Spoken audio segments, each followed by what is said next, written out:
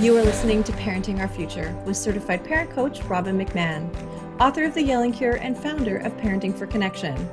My podcast is all about providing you with the tools and solutions you need in your parenting so you can create the family you always wanted. For more information on my book and other resources, check out yellingcurebook.com.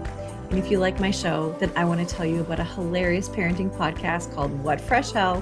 Laughing in the Face of Motherhood. It's hosted by Amy and Margaret, who are both comedians and moms of three. But that's where the similarities end, because Margaret is laid back to the max and Amy loves making lists and planning ahead. In each episode of What Fresh Hell, Amy and Margaret wrestle with a common parenting issue using research, lively debate, and tons of humor. So if you're stuck at home right now with your kids, this is the perfect escape. Check out What Fresh Hell? Laughing in the Face of Motherhood wherever you listen to podcasts or at whatfreshhellpodcast.com. Hey everybody, it's Robin McManne here. Welcome to Parenting Our Future. Today, what can I say? I have another sparkly guest on. I was just saying to her just before we hit record, Bonnie Kelly is here. And I just was saying, you know what, like my podcast is almost my excuse to talk to like some of my most favorite people on this earth and talk about things that really matter. So in case you don't already know who Bonnie Kelly is, I want to just introduce her to you. She is a speaker, an author, and a coach.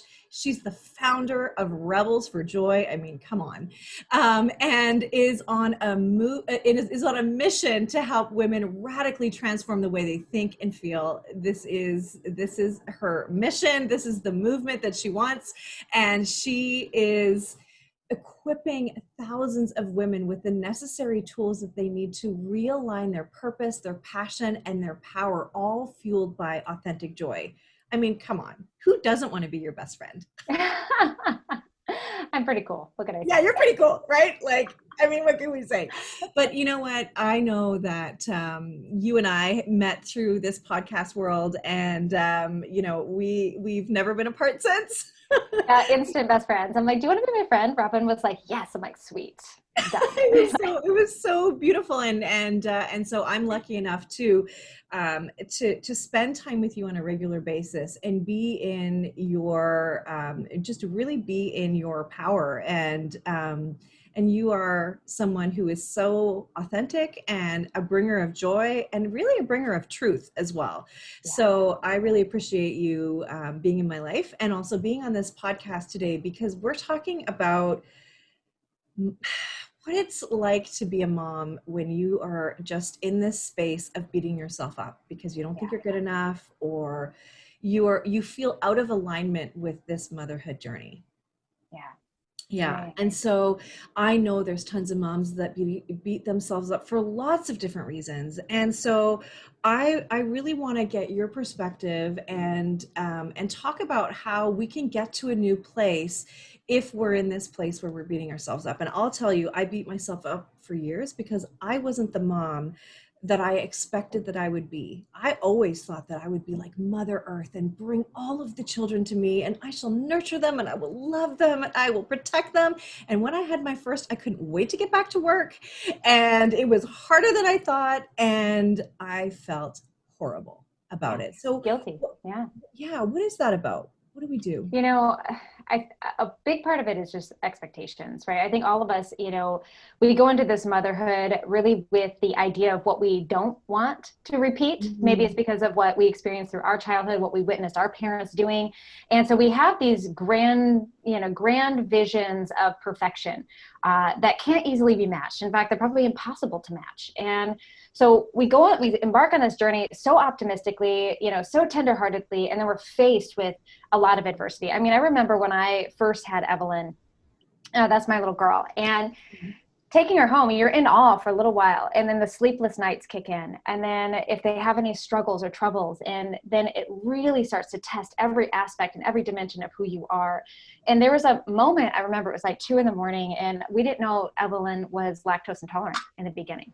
We had no idea. So, and of course, I love cheese. So I was eating a lot of dairy, which of course, mom being the milker, I'm now passing a lot of that milk on. And so she was getting a lot of lactose.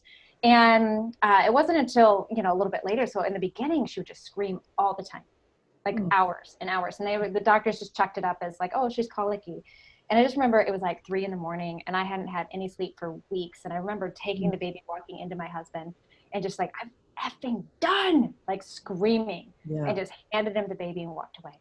And immediately from walking away, all of the shame, all of the guilt of me just being the worst person in the world. And like, I swore I would never scream in front of my child. I swore that I'd never yell. I swear, because I had these grand ideas of not being like what I grew up in, not being what I experienced. And so I had these unrealistic expectations that were placed on me, through me, because of me and my past experiences that I wasn't even consciously aware of. And that's what begins to a lot of the internal struggle of not feeling good enough, that internal battle of feeling less than, that internal, disappointment that we feel that we, suck as a parent, or we're not as good as we should be. Mm-hmm. And here's the thing, like, I don't think we really talk about all of the things that go along with this motherhood journey, and accept each and every one of those aspects. For example, like what you were saying, like you had no sleep, you didn't know she was lactose intolerant, and she's just crying, she's uncomfortable, and you don't know what that's about. And I've shared my story, and I'll mention it quickly here again too, where my son was 11 days overdue. I was in labor for a couple of days, and it ended up being a C-section. And I was devastated. I'd never even had an IV before, and then here I am, getting epidurals and trying for 2 days, and inducement and all of this stuff, only then to not be able to nurse at all, and then not able to soothe my child. And so here I was going from this idea that I would be Mother Earth, literally. Like I was so sure that was going to be me.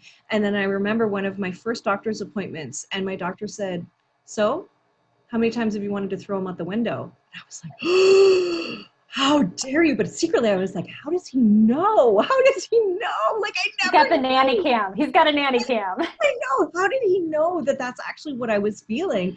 And then the deep shame, because then I would go to those mothers groups, and all these moms, they were getting their kids to sleep through the night. I'm like, you guys are liars. You are liars. And so the shame even more, right? And not being able to soothe and comfort your child. Oh my goodness. Like, what is a mother if you can't soothe and comfort your child, right? Yeah. Yeah. Or if daddy can do it better. Right. Oh, Yeah, I knew I'd trigger you that, because my girlfriend had a similar experience where, their young boy was jaundice, and he was tongue-tied. He had all of these things, and he was lactose intolerant, and they didn't know, and they had all of this stuff. They had to give him acid reflux medicine, and because he was like puking up everything that he was eating. Mom couldn't nurse either, and daddy was able to soothe him better. And oh, all the shame that she felt and the guilt that she felt, that it's like, this is what my job was. And not to mention, it was the dream of hers to always have a baby. yeah. Here she has one, and it would rather have daddy than her. Oh, And forget it it. was just, yeah, that devastation she felt, the grief she was going through during that season. And, a lot of times we want to just quickly just comfort them. It's like, it's okay, it doesn't matter, versus allowing them to have that experience. And I think this is true for all of us, right? Is that we have to grieve these broken expectations, right? So these visions we hold for ourselves, that would, these big, beautiful, like, I'm the picture perfect Mother Earth mama, right? Like, and not to be able to have that. I mean, similar experience with mine, Robin, is like, I planned for a natural birth. And I was joking with my dad the other day, and I said, yeah. I said, we actually mapped out our birthing plan. We had plan A, B, C, and D, and Evelyn came through as an F. Yeah. Right? It didn't work out, and I had to get a C-section. And, and I just, like, there's grieving the loss of that experience was normal, but we'd forget about that. We instead make ourselves wrong. Instead, we judge ourselves. Instead, we wallow in the less than and the broken elements of this, versus just really acknowledging, it's like, oh man, I really had high hopes of this, and it's different, and I'm really sad about that.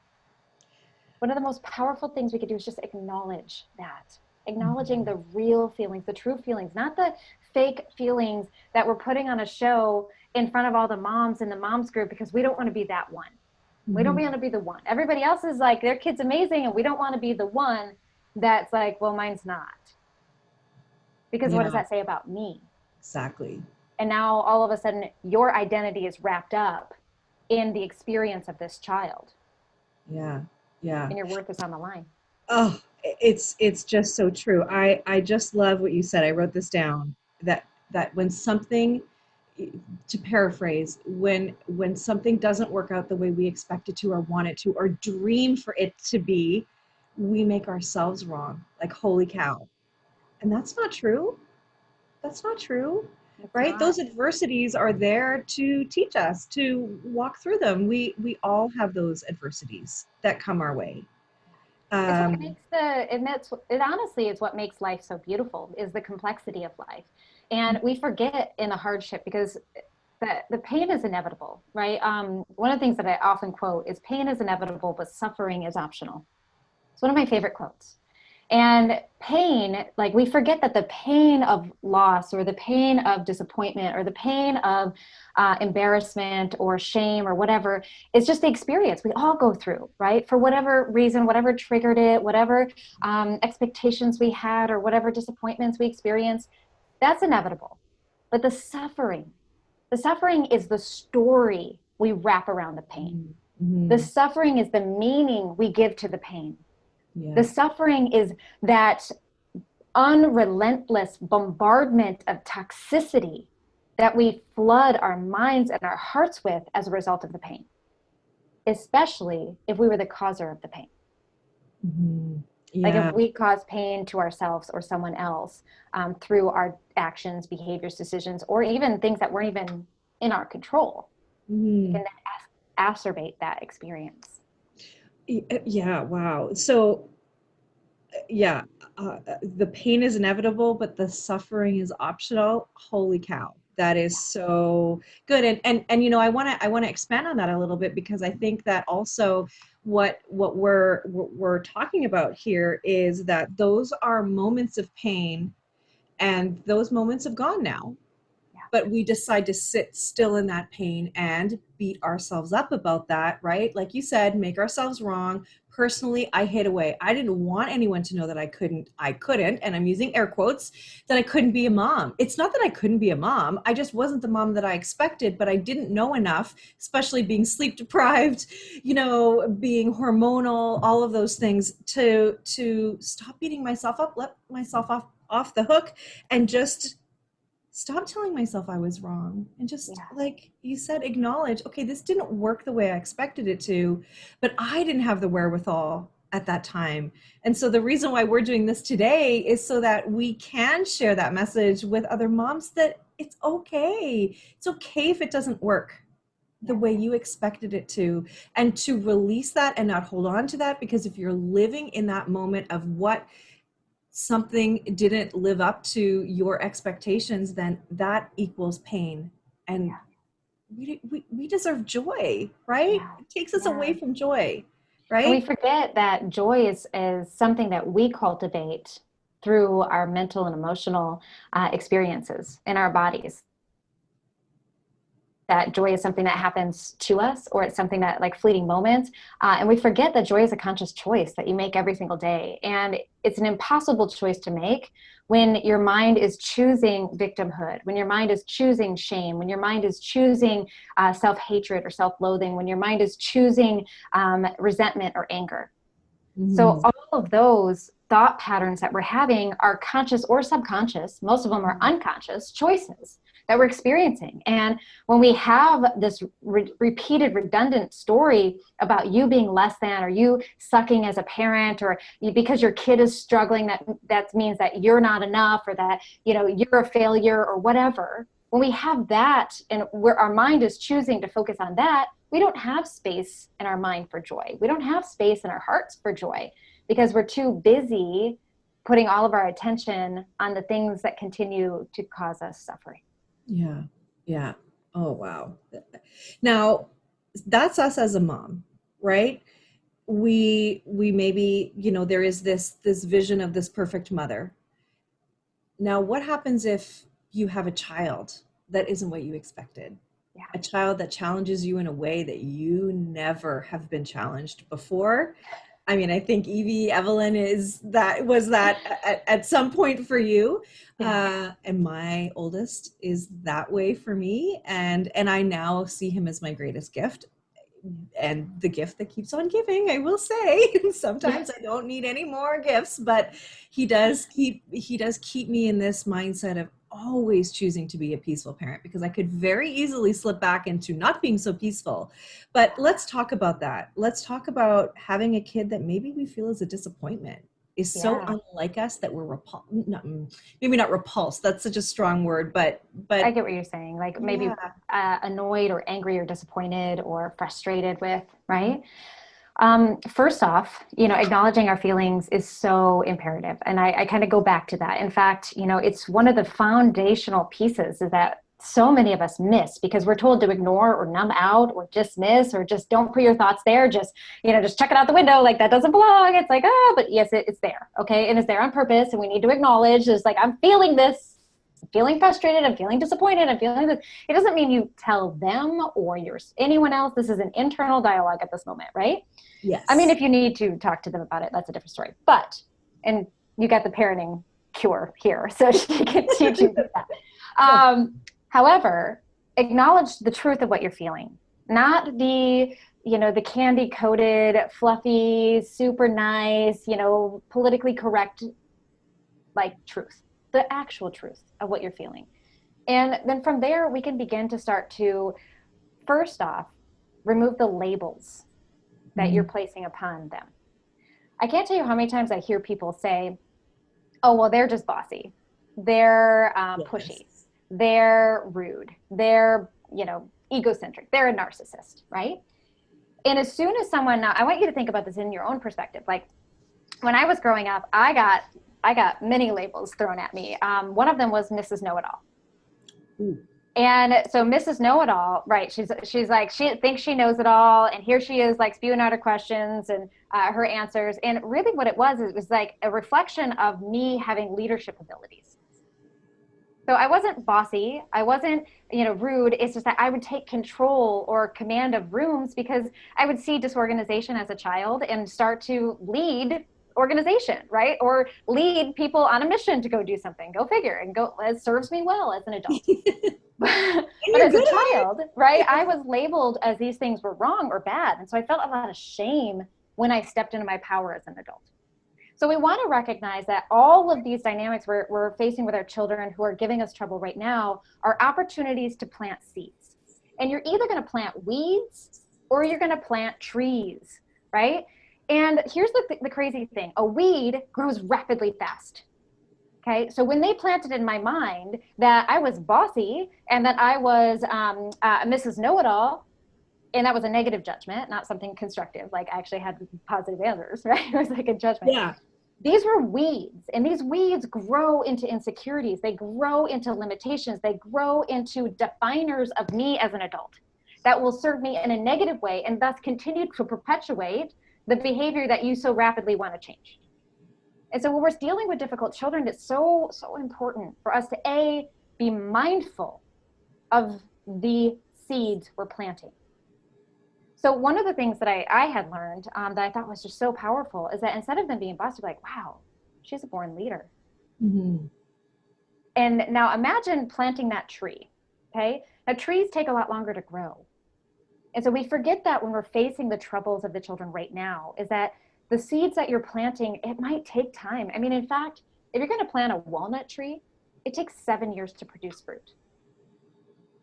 7 years or I don't know if it's fruit. Nut? The nut? I'm like, somebody's going to call us out on that. Great. To produce, okay, a nut. It's going to take 7 years before that actually comes into fruition. So you want to recognize that in these times when you're struggling, to first separate it from who you are, that you're not a failure. Acknowledge if you're feeling that way. And then be mindful of like, what seeds am I planting in my mind about them, and what seeds am I planting in their minds about them? But I want to start checking out the weeds and start planting some powerful trees that are going to serve them in the long run, because it's those over the test of time that'll start to shine through when they get older and more mature, and that they're able to comprehend what you're actually starting to plant. Because you know, when they're in the thick of their own emotions, they can't really always see things. Like, I mean, I wasn't able to really appreciate my parents until I got older. Yeah. And I'm sure that's true for you too. So just remember, it's a long game, not a short game. Oh, well, I see that all the time. That's why I we're love friends. that. Well, and I want to take what you said about Mrs. Know-it-all and being bossy. The fact is that those were assigned to you by people who had a trigger about that. So it actually never had anything to do with you. They saw something, they then assigned a label to it, and that took them out of curiosity, empathy, compassion, and actually seeing what's really going on with you. Right? So that's what happens when we're talking about labeling behavior. One of the things that I do with everybody that will listen is, how do we reframe that? And you just showed us that, right? Like, look, she's a leader. And when you take a child who has leadership abilities, instead of taking that as a threat, like maybe your parents did, or somebody, whoever called you that name, or whatever, instead of a threat or feeling insecure about it, for you to say, okay, how do we channel that for her? She is a leader. Could she be the boss of something in our house? Could she be the boss of organizing and making sure that, you know, things are A troop leader, right? In the right? Girl Scouts. Just really funneling that so that you don't, so, and that's where we have to look at ourselves. And I love when Brene Brown says, the story I'm telling myself is this. The story I'm telling myself is that she's a know-it-all. She's bossy. Well, is that true? Is it really true? What would life be like if it wasn't true? Right? And what does that thought cost you? It costs you connection. It costs you, and for you, it caused you pain, right? Well, I think a part of it, my parents, just like most parents, just like you and I, are so afraid of what other people are going to see me as. So my parents most likely were trying to dim my light a little bit to tame me, so I fit into a normal box. So I wasn't like standing out too much in front of the rest. That I wasn't, you know, outshining them or seen as, you know, selfish or pushy or whatever. So they were genuinely probably trying to, you know, well, dismiss, you know, whatever, because they were annoyed with it. But I think a part of it is too, is that we are so afraid of our children being judged or bullied or made wrong for where they're shining and bright, that we're gonna try to dim them down a bit as best we can, because we want to protect them. Yeah, and it's almost like this perfect storm, right? Where if you're already feeling bad about, you know, where you are at in your mothering journey, parenting journey. I know there's dads that listen to, but let's be honest, most of the people listening are moms. But you aren't the mom you expected to be. So I'm going to talk about myself. It wasn't the mom I expected I would be. I had a child that I did not expect to have. I did not know that being a mom and having a baby would be like that it would, you know, challenge every single part of me, physically, mentally, emotionally. And so then you sort of have this double shame, like, my kid isn't what I expected him to be. I'm not who I expected to be. Right. And then we just sort of, we are in this shame spiral. Right. And that's not a good place to be, because we can't show up as peaceful, compassionate parents when we are so stuck in our shame, in our fear, right? In all of this. So I really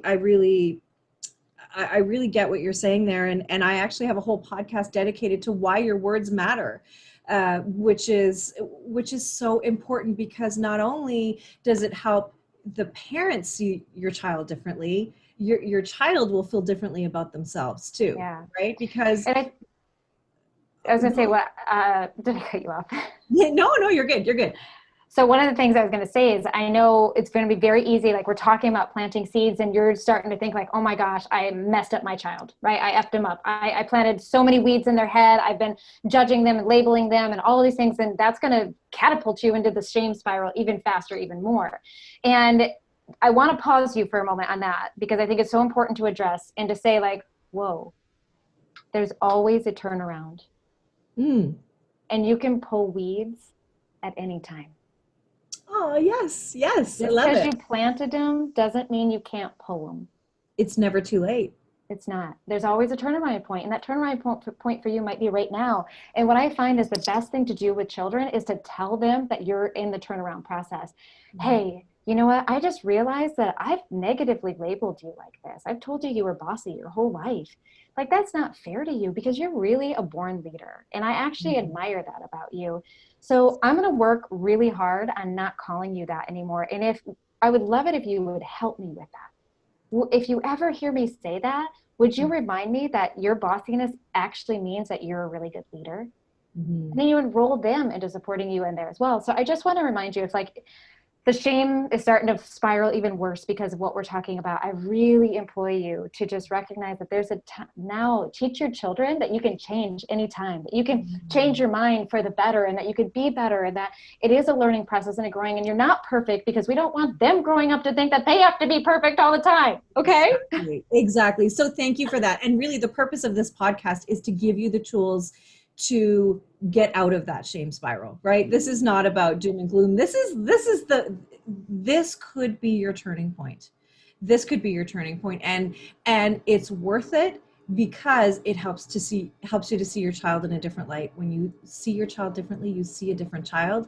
And Yeah. it also helps you to remove the record that plays in their head when they're adults that says, you know what, oh, I'm selfish, or, I was Yeah. always felt selfish. So that is the first thing that comes to mind. Yeah. And I know that isn't true. And what happened for me is I had a lot of experience where I was a people pleaser. I needed people to like me. I wanted people to like me. I can't say that that isn't totally gone now, right? And so it all, what it really does is it fosters disempowering beliefs about yourself, people pleasing, that sort of thing. And so you're absolutely right. There is a turnaround, and we can absolutely get there. We can absolutely get there. You are currently listening to the Parenting Our Future podcast. I'm parent coach Robin McManne. If you're enjoying this podcast, please share it with someone who you think might also need to hear this message. And please don't forget to subscribe, and I would be grateful if you gave me a 5-star rating on iTunes. If you'd like to connect with me, all my details are in the show notes, and for a copy of my book, go to yellingcurebook.com. Now back to the show. I want to talk about 2 more things that just sort of steal our joy as moms, and then I want to talk about what you suggest we do to move past Yeah. this. Absolutely. And I think it's important because we need to call these things into the light so that we are just aware ourselves, because we may be going through life with blinders on ourselves, right? And some of the things that steal our joy and cause us pain and suffering is mom guilt too, right? Whether we've chosen to stay home with our kids or not. And aren't moms cruel to each other sometimes? Like, oh, I don't want to talk to those stay-at-home moms, or oh, those working moms. Like, again, those are labels. Like, that stops you from getting curious about who I am as a human, Yeah. right? Yeah. Also, things about like doing something for yourself to fill your cup up. Well, no, I shouldn't do that. I shouldn't spend the money on me. I shouldn't spend the time away from my family, right? Yeah. All Oh that my gosh. stuff. I always say, check your Amazon for a moment, because I bet everything that's purchased was for the family, for the kids, for everyone else. But look at your save for laters. How much of your wants are in that pile, right? And That if is you so notice that funny. everything that's saved for later are the things that you want, there is some room here for you to take care of you a little bit better. Yeah. Yeah. And isn't that the best gift you can give your family, is a happy mom, Yeah. a mom who is not in her save for later folder. That's such a great, I love that. That's so good. It's a perfect analogy too. And the reason why I know this is because I was guilty of it. Yeah. And I didn't really I had to clean out my save for later because there was like 136 items in there. It was Oh, insane. Like, it was no. big. And I'm like, what did I save for later? And as I'm going through it, I realized that everything in there were wants of mine. They weren't needs, they were wants. All the needs got bought. So the laundry detergent, the brand new buckle thing that my daughter had to have because it was teaching her how to use buckles. I don't know, like, you know what I mean? Like all the stuff that needed to happen for the family, like the sheets for the bedroom, the towels for the bathroom, the protein for the cabinet, but all the wants, right? That cute new shirt that was on there, that really adorable watch that was on there, the really fun book that I thought was going to be really cool to read. All of those were luxury expenses that I was like, well, I'll just save that for later. I'll get that later. I'll get that later. And what I realized is that I had a really bad habit, Robin, of never buying myself things. Yeah. Never doing things for myself because I always had that I'll do it later. And I just never did. And so I really had a battle and recognized that that was a worthiness issue for me, right? It was a deep rooted worthiness issue that I wasn't worthy or deserving of my wants because during the season, or maybe we didn't have the excess money.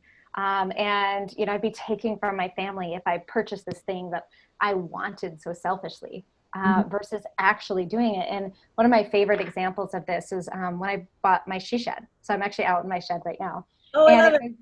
A lavish expense, right? And of course, like, I'm like, oh, no. If I'm going to get this office, I'm going to furnish it with the best items that I can have available. And I really had to battle my worth on it because I'm air quoting for those of you listening, I took, $10,000 from my family. Wow. And in reality, I didn't take anything because when I look back at it, I would have spent $10,000 renting another office anyways. Yeah.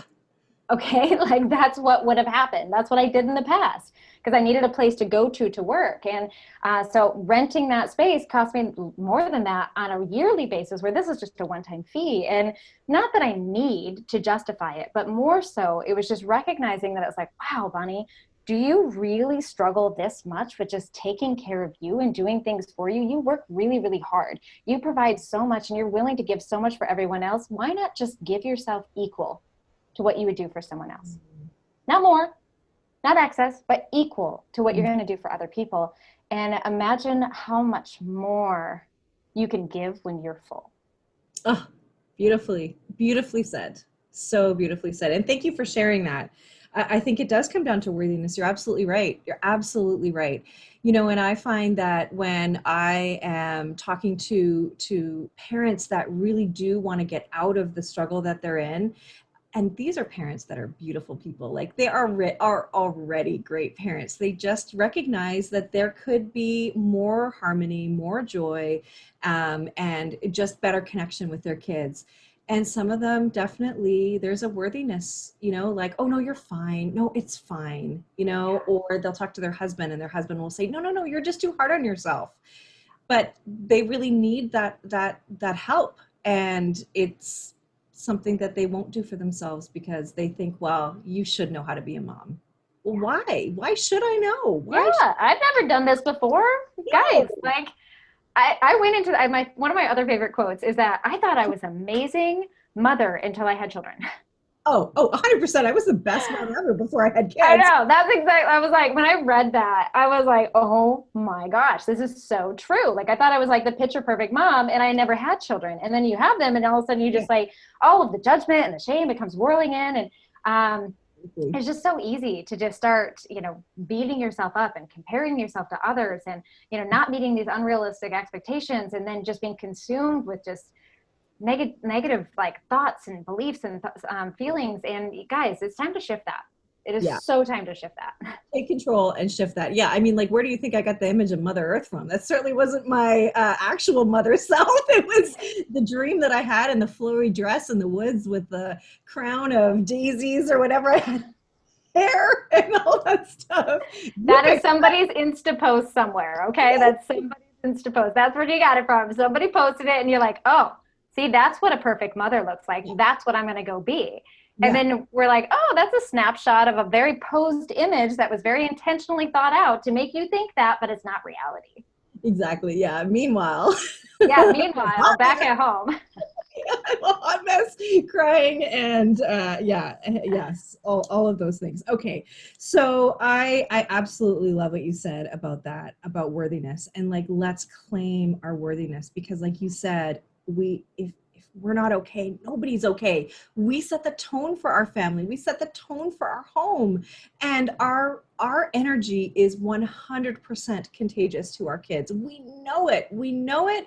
So we need to put the work in for ourselves so that we can have that joy, and that joy is also contagious. That's the exciting part. That's the part. Oh my gosh, so true, Yes. so true. And our worth is a byproduct of doing the work, the inner work, right? Is that when we begin to clear the internal clutter, to begin to challenge these perceptions, to begin to acknowledge our feelings, and do some of the things that Robin and I are about to talk about, you know, to be able to start shifting this.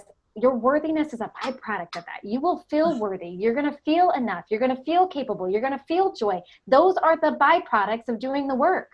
So we're going to ask you, yes, to take away a little bit of time and energy from your family to focus on you. Because if you want to give more to them, you need to take care of you. Mm-hmm. Yeah. Okay. Bring it. All right, good. Then we're going there. Let's do it. Let's do this. I don't think we need to wait anymore. Like, let's Hey, unleash. unleashing Bonnie on everybody. Here we go. Okay. One of the most important things, you guys, that we absolutely need to do is that we need to invest some energy into forgiveness. This is my favorite F word in the language. Okay, like it is. I know Robin's got a different. Yeah, I kind of like the other one, but I like one too. Yeah. This is my favorite F word, and it is the gateway between emotional freedom and suffering. It's the gateway. And we have to walk through the gateway, which means that it takes energy, it takes action, it takes effort. And a biggest part about forgiveness that so many of us aren't understanding is that it's not a forgive and forget.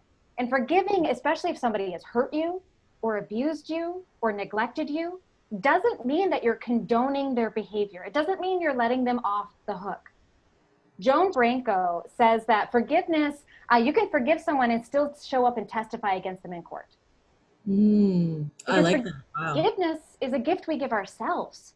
It isn't for anyone, even if we have to do because of someone. It's not for them. It's for you to have emotional freedom, emotional peace. And most of you listening right now, you're like, well, I didn't get hurt by anybody. How much are you hurting yourself? How much are you holding yourself back? How much are you holding yourself in? How many days have gone by where you have not let the voice, the light, the strength, the courage, the beauty of who you truly are to emerge? How often have you shut yourself down and quieted your voice? How often have you stayed silent? You need to forgive you for these unrealistic expectations, for the constant bombardment of shame and pain that you put yourself through on a daily basis because you're not thin enough or smart enough or pretty enough or good enough. You didn't bring the homemade cookies to the PTA. Sister, I get it. Like, I'm a store-bought kind of girl myself, okay? Yeah, me too. But I showed up. And even there's days that I can't show up because I'm too busy, and that doesn't make me less than. It doesn't make my child less than. It doesn't make them unlovable. Because I'm showing her that mommy matters too. And I needed to forgive myself for all the times where I didn't do that. Because there's a lot of my life, a lot of my story where I was putting me on the shelf.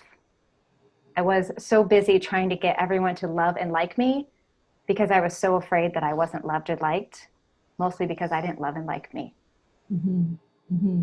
And that worthiness is a byproduct of doing the inner work. And the inner work starts with forgiveness. Forgiving yourself for all that you haven't been, for all that you've missed out on, for all that could have been. So we can accept where you have been, where you are. And then we forgive, learn, and grow. That's what forgiveness is truly about. It's learning and growing, not shaming and blaming, not abusing and complaining. It's about learning and growing to realize that you've been doing your best. And sometimes, sister, your best sucks, but it's your best. You know, I think the reality is, and like, I don't want to brag because I'm really good at beating myself up. Like, I'm really good at it. But we don't even teach ourselves, like, where do we even learn this? Where do we even learn forgiveness? We don't, it's not like we really even talk about how to do it, right? Well, and there's so much misinformation out there about what forgiveness You know, many of us, I mean, for myself, all right, one of the biggest pains that I had to forgive, not only myself, was I was a child of sexual abuse. So I was sexually abused by a family member, and then my family was so ashamed of it that they covered it up, which then perpetuated the abuse, right? And it really was because they were just so afraid of what the aftermath or what would happen if this got exposed. And now as an adult, I can kind of understand it. Still wasn't the right decision. However, it was the decision that was made that I was the one that had to suffer through. And so when I had to forgive all of these people who failed me and all of these people who abused me and all of this pain. But then I really also still had to get to that point where I had to forgive myself for all the mistakes that I made and for me accepting this belief that I was unworthy, that I was unloved, that I wasn't enough.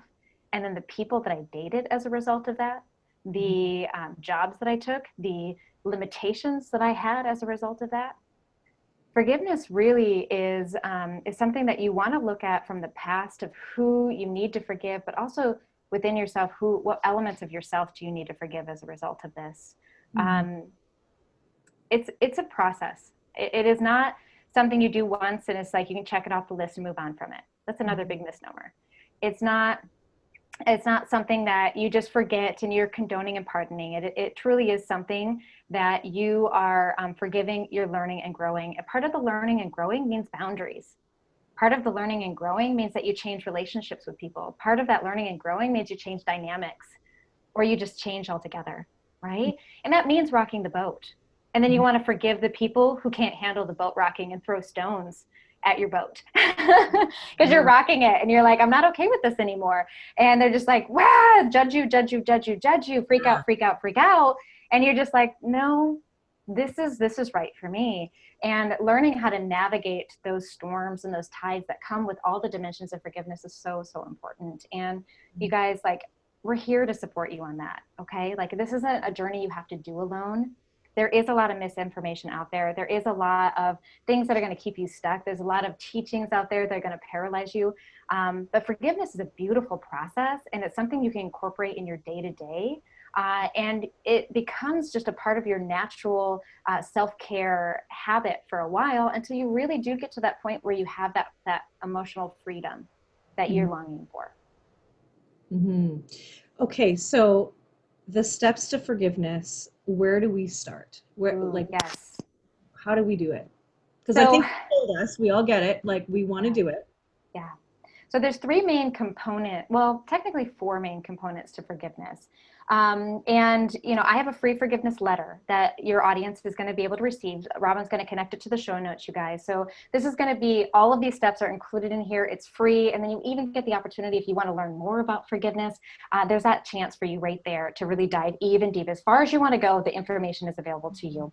And the very first thing that we need to do is that we need to accept. We have to accept ourselves in the situation. But acceptance doesn't mean acceptable. I really want to emphasize that. Accepting does not equal acceptable. I can accept that I was a child of sexual abuse. That doesn't make it acceptable.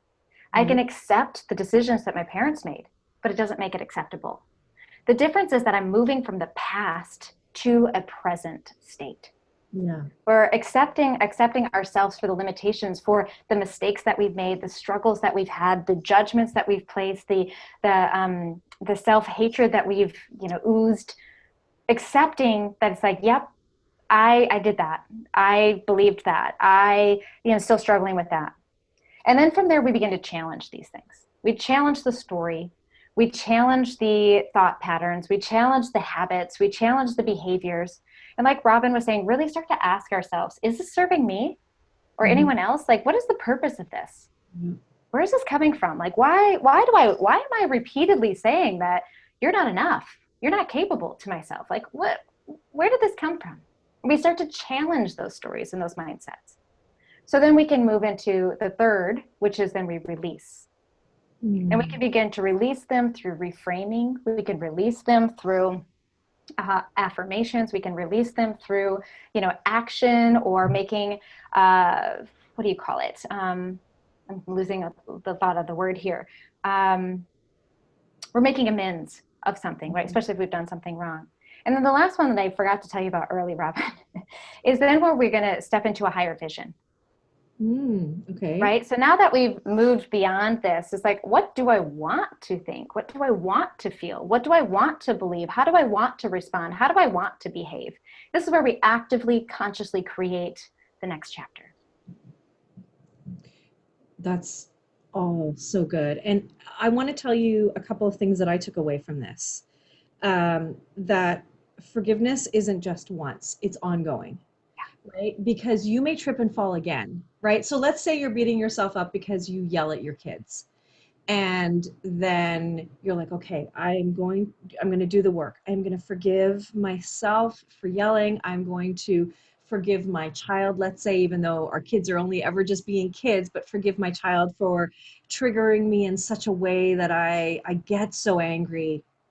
And then I'm in this place and I feel good and I feel like I've got this. And then I yell again. Oh, great. Now I'm a loser again. I can't Yeah. get this right. What was the point of forgiving myself anyway? What's the point? Like I'm a horrible mom, or I'm horrible at this. Why even bother? Maybe I should just leave. Right. And I'll tell you, I wanted to leave my family because I hated myself so much, Yeah. so much. And in many different ways, I hated myself. That's I'm so good at beating myself up. Yeah. And You all were. Can we use the language were? You were so work. good. Oh yeah. Thank you. You're welcome. You're good at that. That's what you do for me. You check me on the stuff that I say because your words matter. My words matter too, right? And I get to forgive myself. I don't have to forgive myself, or right? That's one of the things you taught me too. Like I get to do this work. Yes. And I want to just say that failures and missteps in life are a shared human experience. Yeah.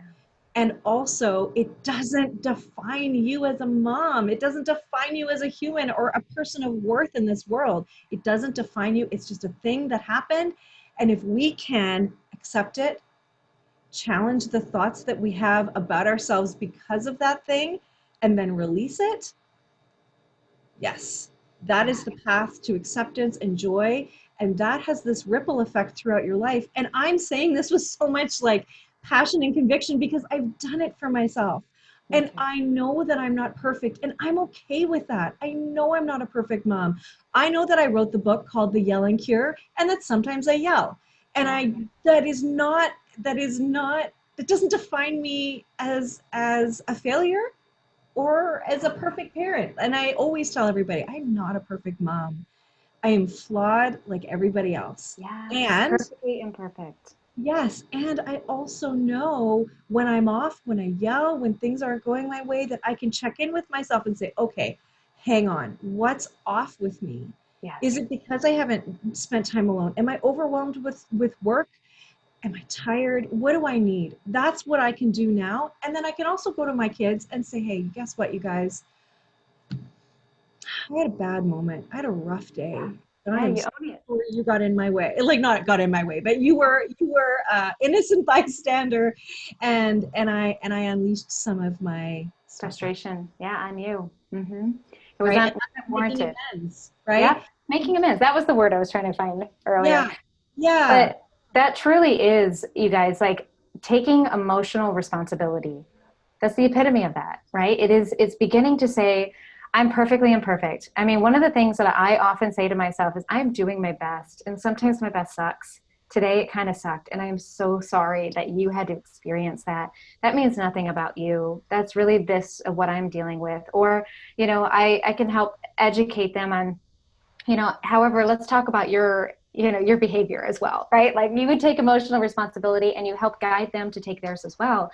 But when you show up that way first, instead of showing up and shaming and blaming your partners or your spouses or your children or your spouse, and you immediately come from that place of like you owning your part first, it opens a conversation up in a very, very different dynamic. Yeah. Because now it's like I'm owning up to the fact that I showed up messy here, and so they could feel comfortable to say like I did too. Yeah. Well, exactly. And what you start to do is you start to speak in the language of feelings and needs, which is what breeds emotional intelligence. And so I've gotten to a place now where I actually don't have to go backwards as often. I can show up and say, guess what, you guys? I'm actually feeling really agitated today. I have a huge day ahead of me. I didn't get much sleep, so I'm sorry if I'm grouchy. I'm sorry if I say something that it sounds a little harsh or a little off. I just want you to know that I'm not feeling great today. So just, you know, just know that I'm not trying to be that way. Right. Yeah, And that exactly. is a great, I think it's a great way to model that, look, I'm in touch with what I'm feeling and I'm just sharing it with you. And I think we can always communicate that with our Mm-hmm. family. Right. Amen. So That's it. yeah. Yeah.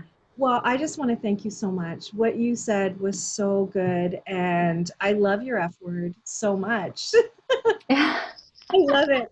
And look, for those of you who want to take this journey with us, please, in the show notes, and just to explain where the show notes are, I always talk about the show notes, but in case you don't know, if you're on iTunes, you go to the episode, you go to episode website, which is listed there, and that's where you find all of it. It's a weird looking website, but Yeah, interesting. Yeah. it's just where it is. And then also, if you want to add the reframing piece to this whole thing, listen to my podcast number 39 on why words matter. That was released in April, and that will really help you, because there's also a free guide to reframing your child's behavior there. And again, you do Wonderful. that just as much for your child as you do for you. And how different would things have been for you if you weren't shamed for being a know-it-all and bossy? That might have Yeah. changed in the course of your life, Yeah. right? Because you were Yeah. hustling for acceptance for so Yeah. long. Yeah. Exactly. Mm-hmm. Yeah. Okay. Well, thank you so much, Bonnie Kelly. You are a sparkly human being who I truly love. And Oh, I'm same going here, to Robin. You're my favorite. And thank you, mamas, for listening in. Thank you so much for just being willing to be a better version of yourself each and every day, because we know from mama to mama, we know that this journey is messy and you're doing your best. And we just want to remind you, you're doing a really good job. Even when you're not doing your best, you're doing a really good job. So just keep growing, keep learning. We're here. You've got support, and we will see you again.